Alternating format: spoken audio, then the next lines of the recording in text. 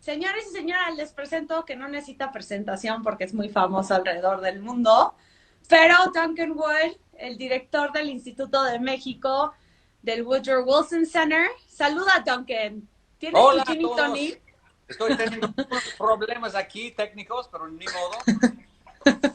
Están todos muy ansiosos de saber de ti, de hacerte preguntas. Entonces, qué bueno que no me dejaste sola. Listo, ¿Listo? listo. Bueno, Bueno, primero empezamos. saludos a Primero, todos. salud. Estamos tomando los dos. Salud. A ver. Porque está en época de estrés, ¿verdad, Duncan? Siempre mejor con un gin tonic. Sí, La y siempre verdad, mejor con vino. La nos vida es mejor ayuda con a un... aguantar un poquito más ¿no? Completamente. Oye, Duncan, primero que nada, muchísimas gracias por aceptar la invitación a esta plataforma. Les quiero dar como un contexto breve sobre lo que vamos a estar platicando porque acaba de hacer una publicación sumamente interesante, como siempre son las del Woodrow Wilson Center, pero lo hiciste tú, Duncan, con Andrew, ¿no?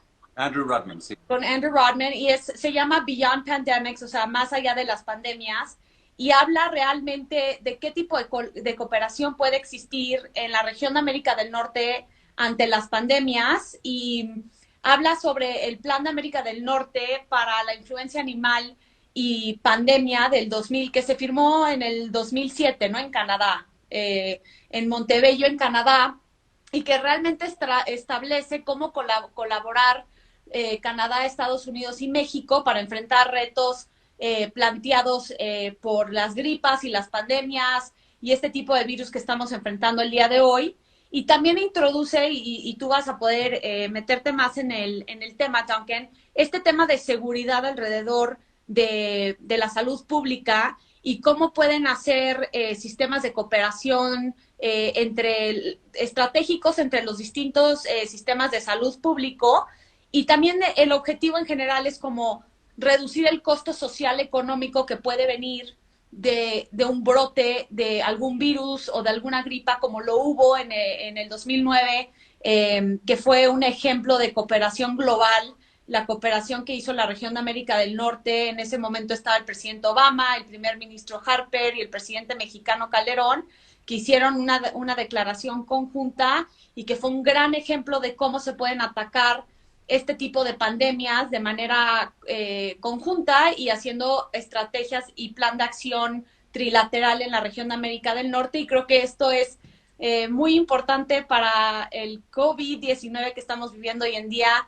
Ya Estados Unidos está envuelto en una crisis total donde estamos viendo que el sistema de salud pública está completamente rebasado, una falta de equipo médico y de medicamentos en general. Canadá también, y México ahorita ya está por entrar, Duncan, como tú bien sabes, en la fase 3 de esta pandemia. Entonces, ¿por qué no nos hablas un poco más tú sobre el documento que también voy a compartirle a todo el público al terminar esta sesión, pero un poco más de la investigación que hicieron ustedes en el Woodrow Wilson, Duncan? Bueno, yo creo que explicaste todo, entonces, buenas noches. Gracias. Cállate, Duncan. Salud. Mira, um, empezando en enero de este año, yo hablé con Andrew Rudman, mi colega, quien trabaja para Monarch Global Strategies, es consultor, pero también es experto en la política de salud pública. Y hablé con él y vi lo que estaba pasando en China y le dije, oye, tenemos que escribir algo sobre el potencial para cooperación entre México y Estados Unidos en el tema de salud pública. Durante varios años, varias personas han hablado de eso, ideas de turismo médico, de la portabilidad del seguro médico y temas así. Pero nadie lo ha tomado en serio y sabemos de que hay mucho interacción en el tema en materia de salud entre los dos países, pero por la mayoría entre los ciudadanos. Todos conocemos o sabemos que hay ciudadanos norteamericanos que van a México a comprar medicamentos o aprovechar de los servicios médicos más baratos en México. Hay muchos mexicanos de clase media alta, quienes van a Houston y otras ciudades en Estados Unidos para recibir ayuda de salud que es de nivel de clase mundial en estos hospitales. Entonces ya existe una interacción, pero lo que nosotros queremos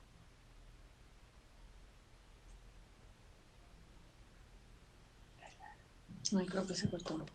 llamar entre los dos países, que realmente hay una economía de salud aquí que es muy importante, que hay muchas posibilidades para profundizar la cooperación para el bien de ambos países. Y si pensamos a nivel de América del Norte, obviamente estamos tratando de una economía totalmente integrada entre los tres países. Entonces, un problema que existe en un país puede transferirse a los otros dos. Claro. Entonces, si vemos los raíces de este acuerdo de NAPAPI, que es el Plan Norteamericano para las influencias animales y pandémicas, los orígenes fueron en los inicios de los 2000, cuando hubo un reconocimiento por parte de los gobiernos de que primero la seguridad es algo que no es unidimensional, que realmente tiene diferentes dimensiones, niveles, que no es solamente de las armas. Creo que le entró esta llamada. Sí, otra vez me están tratando Muy de famoso. sí. Hay muchas diferentes amenazas para los pueblos del mundo y la salud pública es uno de esos, y las pandemias sobre todo. Y todo esto salió primero de la crisis de SARS que empezó en Asia en 2003. Después tuvimos una crisis que no fue tan grave de una influencia aviana, se dice, Sí. de los pájaros, que no afectó tanto a América del Norte, pero realmente impulsó las pláticas entre los líderes de gobierno. Entonces, después de 2005, en el marco del ASPAN, que fue la Alianza de Seguridad y Prosperidad en América del Norte, los tres gobiernos empezaron a hablar de cómo pudieron cooperar enfrentando a las pandemias. Primer acuerdo en 2007, después se hicieron varias revisiones y la versión más reciente que tenemos salió en 2012 y fue basado en las lecciones de la crisis de H1N1 en México, que todavía, hoy en día, es reconocido como uno de los momentos más importantes en cuanto a la cooperación, colaboración en temas de salud pública en el mundo. Porque México trabajó de una manera muy, muy cercana con Estados Unidos y con Canadá para restringir el impacto de la crisis de H1N1.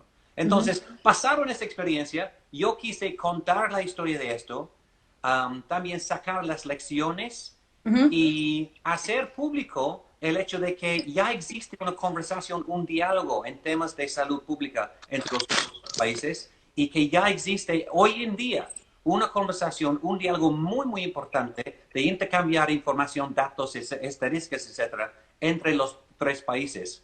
Y según mis investigaciones, mis entrevistas, me dicen que sí es un mecanismo muy importante, aunque no están haciendo nada hoy en día para mandar ayuda técnica, para mandar recursos a México o a Estados Unidos o a Canadá. Lo que están hablando es de cómo está avanzando la pandemia.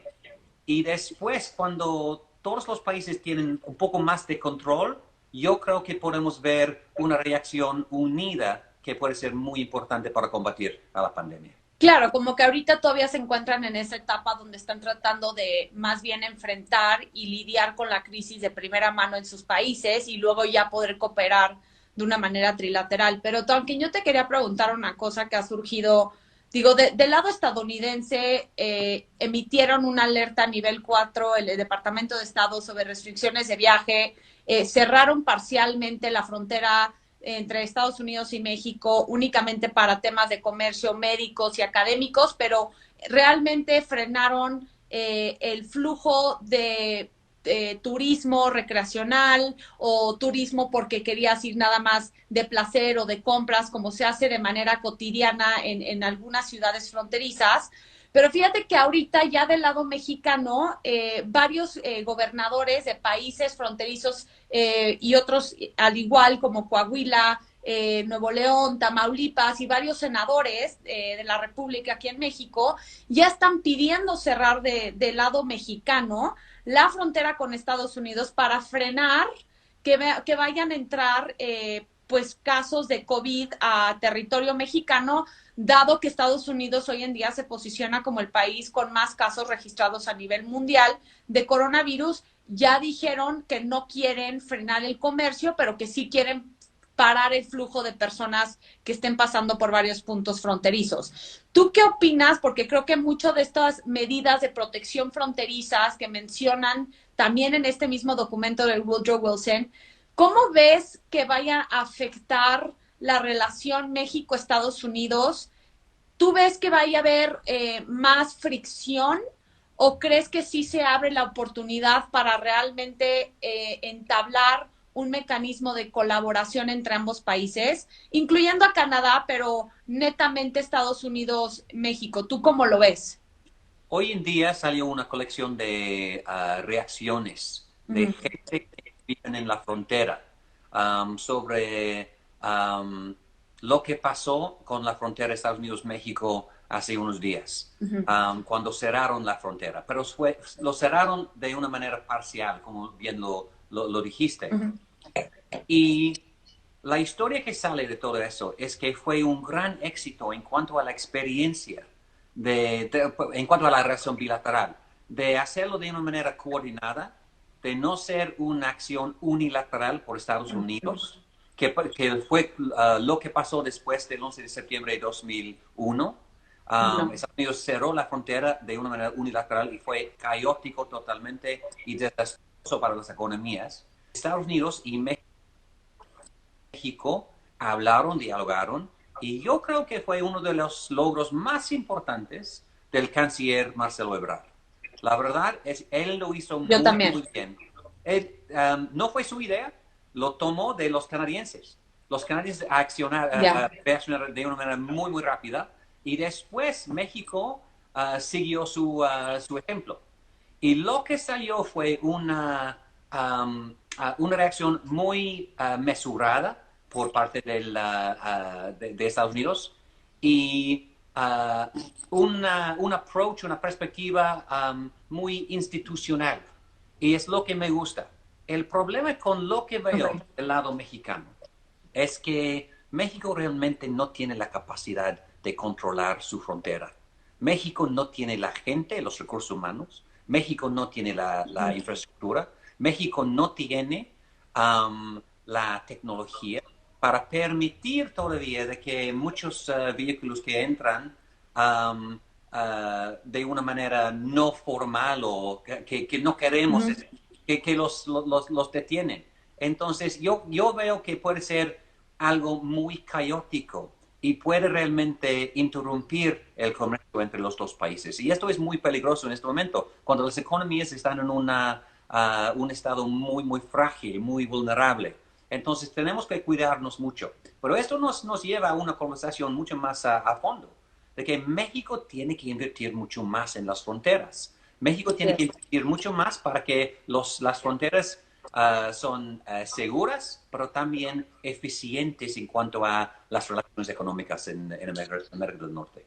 Completamente de acuerdo contigo, Tonken. Y yo creo que sí, esto amerita una conversación mucho más profunda sobre la inversión que se requiere del lado mexicano a la frontera. Y yo creo que eso, de cierta manera, pues sí se le impuso de manera unilateral cuando Trump básicamente le exige al presidente Andrés Manuel López Obrador mandar a la Guardia Nacional a los Así distintos, es. tanto a la frontera sur como a la frontera norte de Estados Unidos, con Estados Unidos para frenar el flujo de migrantes, esas caravanas que iniciaron del Triángulo Norte y que iban hacia Estados Unidos. Mira, yo creo que estoy de acuerdo con todo lo que dices y te quería hacer otro planteamiento que creo que mucha gente aquí en México, que a mí me han llegado preguntas de esta naturaleza. Aquí en México, como tú bien sabes, más allá de que no están preparados como muchas otras potencias alrededor del mundo en recursos de salud pública, pero de medicamento, de equipo médico, de personal médico que van a tener que enfrentar de primera mano esta crisis. También viene acompañado de manera paralela de una crisis económica que se va a ver a nivel mundial, pero en México ya se está previendo que va a haber una contracción de su economía del 3.7% para finales de este año y hasta 5.7% en el primer trimestre de este año.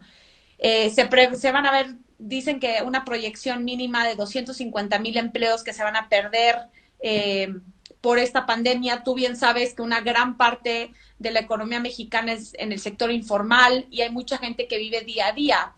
A causa de todo esto, también se espera que pueda iniciar una ola de inseguridad, de saqueos que ya estamos viendo en la Ciudad de México, en el Estado de México y que se pueden multiplicar alrededor de la República. ¿Tú crees que Estados Unidos vaya a reaccionar si empieza a ver, dado que México es su primer, o sea, aparte de que es su patio trasero, es un gran socio económico y en gran parte Estados Unidos puede enfocarse en otras áreas del mundo porque tiene cierta estabilidad en su frontera con México? ¿Tú crees que Estados Unidos vaya a reaccionar o vaya a intervenir si empieza a ver que México pierde control, no nada más en el tema de salud pública y económica, pero también más allá de eso en el tema de seguridad? Lo veo muy poco probable que Okay. México, que Estados Unidos va a intervenir en México. ¿Por qué? Porque la verdad es que hoy en día tiene demasiados problemas adentro de su país. Okay. Ah, lo que podemos ver, obviamente, es más inversión en el muro, más inversión en las cruces fronterizas para controlar el flujo y que vamos a ver que las restricciones en la frontera van a durar mucho más tiempo que normal. Entonces, si hay una explosión de violencia en México, si hay una explosión de problemas con seguridad pública más allá del crimen organizado, y si hay un desplome en cuanto a la economía, podría ser muy peligroso. Lo que podría salir de todo esto, y yo creo que ahí tenemos que encontrar la oportunidad, es la posibilidad de que Estados Unidos ayuda a México cómo lo hicieron en 1995, cómo lo hicieron en los años 90, para realmente recuperarse más rápido. Y puede ser de una manera directa con dinero, pero la verdad es que el presupuesto federal de Estados Unidos ya está muy apretado. O por ayudar a México por medio de los bancos de desarrollo internacional, por los mercados de capitales. Pero lo que tenemos que ver es que hay un cambio en cuanto a la actitud del gobierno de Andrés Manuel, en cuanto a la inversión extranjera, a la inversión privada, en cuanto a la economía de mercado, y a ver si realmente lo vemos este año. No estoy convencido de que el señor presidente está a favor todavía de cambiar su perspectiva, a cambiar el camino de la cuarta transformación. No, yo estoy de acuerdo contigo. Y el problema, Junker, en todo esto es que por más que los medios de comunicación salgan a decir que se tienen que quedar en casa y que tienen que tomar medidas de prevención, si el mismo presidente de la República, que es el que al pueblo en gran parte escucha, él es el ejemplo a seguir y él sigue dando giras y saliendo a los estados y en realidad, o sea, él da a entender que no está pasando nada grave en el país y hay mucha gente que lo ve a él, entonces no lo toma en serio aquí en México tampoco. Pero dado todo este apoyo económico que tú mencionas, que Y sería sigue en, a proyectos de energía renovable por empresas de Estados Unidos y sigue reuniéndose con parientes de narcos. de Entonces, narcos. esto es un mensaje muy negativo para Estados Unidos. Así es, muy negativo. Y por más allá de que hoy mismo las Naciones Unidas, la Conferencia de Comercio y Desarrollo salió a pedirle a la comunidad internacional que inyecte 2.5 billones de dólares a las economías emergentes porque se van a recuperar de una manera mucho más lenta que las potencias ya establecidas y desarrolladas a nivel internacional. Yo creo que va a ser, yo coincido contigo que va a ser muy complicado que Estados Unidos realmente se involucre de manera directa con el gobierno mexicano porque ellos mismos están envueltos en una crisis que tienen que atender de manera urgente. Pero creo que también aquí hay otro elemento y yo creo que con esto podríamos cerrar y saber tú qué opinas. No hay que olvidar que a pesar de que estamos viviendo en una época de incertidumbre total alrededor del COVID-19, Estados Unidos sigue en un ciclo electoral hacia las elecciones presidenciales de noviembre del 2020, de este año. Y si bien ciertos estados de primarias demócratas han pospuesto sus fechas para las elecciones y muchos están pensando hacerlo de manera de mandar su voto por correo, ¿tú cómo ves que vaya a cambiar el discurso de Donald Trump en cuanto al muro, en cuanto a la relación con México? ¿Tú cómo crees que vaya a afectar esta pandemia las elecciones presidenciales en Estados Unidos, tanto para el Partido Demócrata como Republicano, y qué tipo de consecuencias o qué tipo de beneficios puede obtener México dada la pandemia que estamos viviendo hoy en día? Veo dos tendencias principales que van a afectar a la elección. Primero, obviamente, vamos a ver un nacionalismo creciente en este país. Y lo estamos viendo en todo el mundo hoy en día. Antes de la pandemia y ahora durante para cerrar las fronteras, para evitar a los extranjeros, para culpar a China para los orígenes de este virus, ¿no? Y esto ayuda mucho a Donald Trump, porque obviamente él tiene un discurso muy anti-global, globalismo, y muy pro-nacionalismo Estados Unidos, ¿no? Pero segunda tendencia es obviamente lo que estamos viendo en cuanto al manejo de la crisis de Estados Unidos. Hay mucha gente quienes culpan al gobierno del presidente Trump y dicen que si hubiera reaccionado antes, más rápido, más pronto, pudiéramos haber visto una reacción más efectiva y menos impacto en cuanto a la salud pública. Y esto va a ser el debate en octubre y noviembre entre probablemente vicepresidente Biden y el presidente Trump diciendo quién es mejor para manejar las crisis. Y mucho depende de esto. Yo veo de que si Donald Trump gana, Estados Unidos va a mantenerse como un país más cerrado. Si gana Biden, Biden va a aprovechar de la oportunidad para mostrar que Estados Unidos puede ser un líder global, mundial, otra vez. Y esto es un debate aquí en Estados Unidos hoy en día. Si realmente ya pasó la era del liderazgo de Estados Unidos o si realmente vamos a ver en enero de 2021 un Estados Unidos que quiere tomar acciones para estabilizar al mundo otra vez. Estoy completamente de acuerdo contigo. Yo creo que también eso va a requerir que el gobierno mexicano también empiece a tomar las riendas de su propia agenda de política exterior. Si bien es cierto que el canciller Marcelo Ebrard ha llevado la batuta y ha sido la cara de la política exterior de México, yo creo que las grandes crisis que ha enfrentado el gobierno de la 4T hasta el día de hoy han venido de afuera, tanto de seguridad como económicas y ahora de salud pública. Y yo creo que también va a tener que entender México que no se puede desentender de su rol como una potencia emergente integrado en un sistema internacional que depende de las economías emergentes y que México está integrado en el G20 y en otros grupos y organizaciones internacionales y que va a tener que participar de una manera mucho más activa.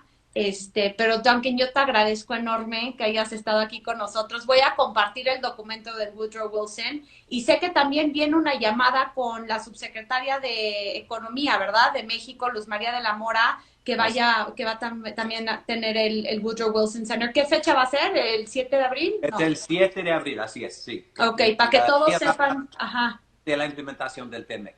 Perfecto. Y yo les voy a compartir este documento que está súper bueno por muchísima investigación y muchísima información adicional de lo que hemos hablado hoy. Duncan, te agradezco enorme la invitación y espero estar en contacto contigo muy pronto. Muchísimas gracias y saludos. Gracias, salud, Duncan. Cuídate y quédate en casa. Por supuesto. Nos vemos, Duncan. Bye.